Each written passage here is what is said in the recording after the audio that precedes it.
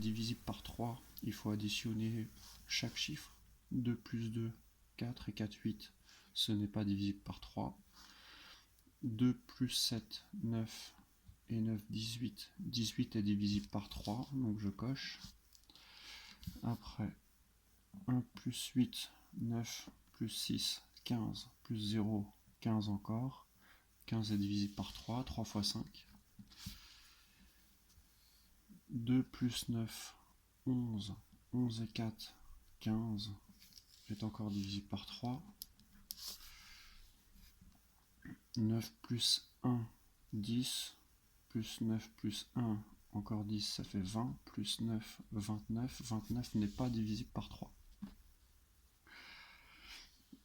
Divisible par 5, il faut savoir s'il finit par 5 ou 0. Donc non, il finit pas par 5 ou 0. 219 non plus, 279 non plus. Là par contre, oui, pour 1860, je coche. Non, il finit par 4, pas par 0 ou 5, et non. Divisible par 9, il faut que la somme des chiffres soit divisible par 9. Donc on additionne tous les chiffres, on trouve 8, donc non. Là, on trouvait 18, 18 est divisible par 9, je coche. Là, on trouvait 15, 15 n'est pas divisible par 9. Là, on trouvait 15 aussi, n'est pas divisible par 9. Et ici, on trouvait 29, 29 n'est pas divisible par 9. On va passer à l'exercice 2. Les égalités ci-dessous sont exactes, mais lesquelles représentent une division euclidienne par 9. Donc pour ça, clairement, il faut se souvenir que le reste doit être inférieur au diviseur.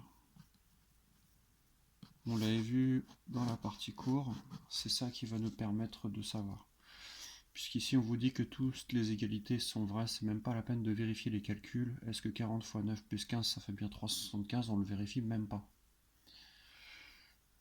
Alors, ici 40 fois 9 plus 15, 15 est bien plus petit que l'un des deux nombres. On peut considérer que par exemple le diviseur, je vais le noter D, et le quotient, je vais le noter Q. On peut considérer que 40 est le diviseur et que Q, le quotient, c'est 9. Dans ce cas-là, le diviseur, le reste, il est bien inférieur au diviseur. Donc, c'est correct. Je mets un V quand c'est correct. D, à droite. Ici, je peux considérer au choix que le quotient soit 9 ou 19 et au choix que le diviseur soit 9 ou 19, puisque de toute façon, le reste, il est de toute façon inférieur au diviseur, que ce soit le diviseur 9 ou 19. Donc c'est vrai aussi pour le B. Pour le C, il y a une soustraction. Donc à cause du moins, c'est faux. Et pour le D, c'est vrai. Donc ici, si on prend le diviseur 48 et le quotient 9, alors du coup, le reste va donner 26. Alors, d'après l'égalité suivante, déterminer la division euclidienne de 156 par 21. Donc si on divise par 21, ça veut dire qu'on fait des paquets de 21. Combien de paquets y a-t-il? On lit bien dans le calcul qu'il y a 7 fois 21, c'est-à-dire 7 paquets de 21. Donc ça veut dire que le quotient c'est 7.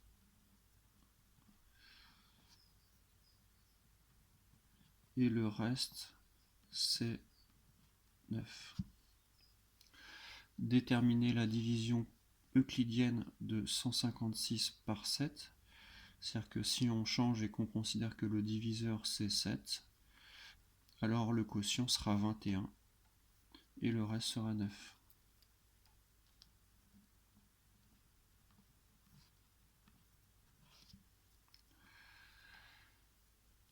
Question 3. Reprendre les égalités de la question 1 afin de déterminer les divisions euclidiennes de 9 par 9 de 375, donc qui correspond à la A, 178 qui correspond à la B, 1027 qui correspond à rien du tout, donc on va être obligé de la refaire celle-là.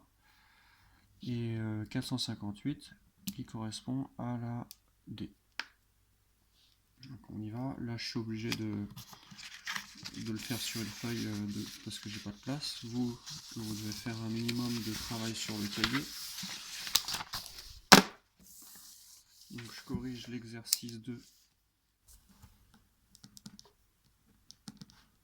Question 3. Pour l'exercice 2, question 3, on sait que d'après la question A, 375 est égal à 40 fois 9 plus 15.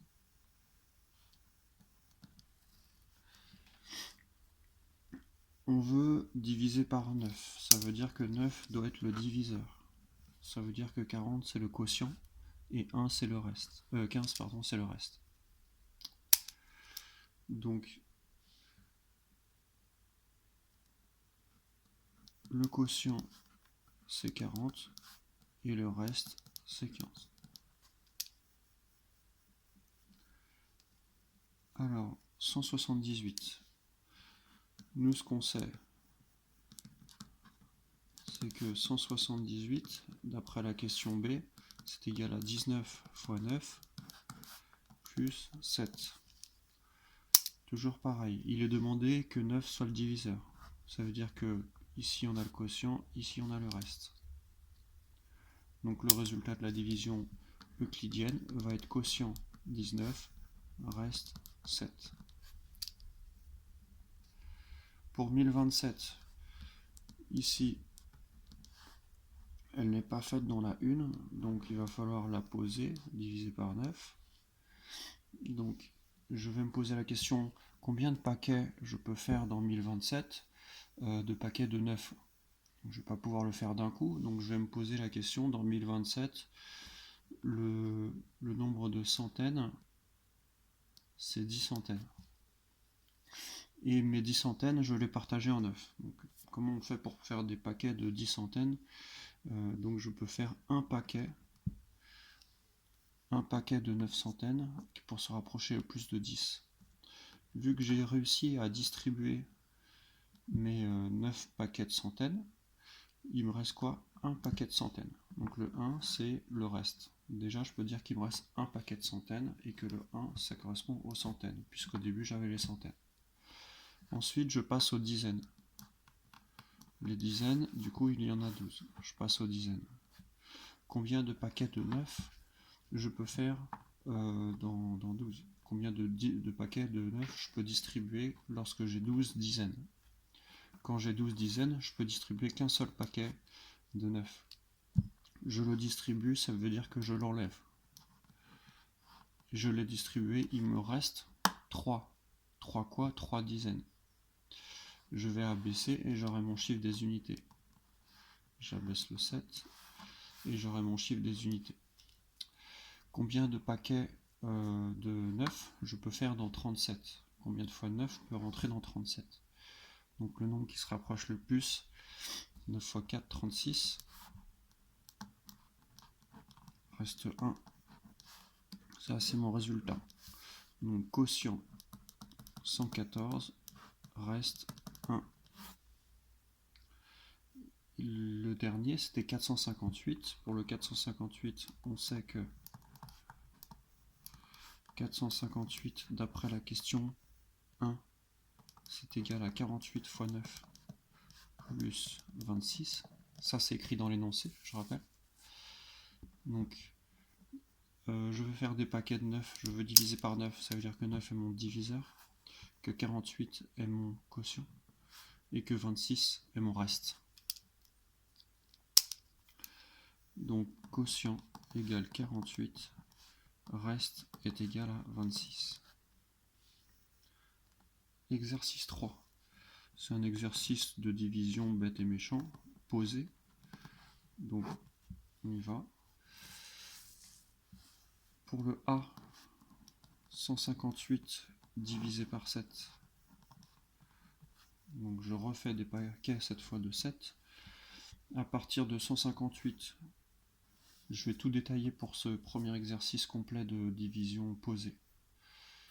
Je détaille ça dans la deuxième vidéo.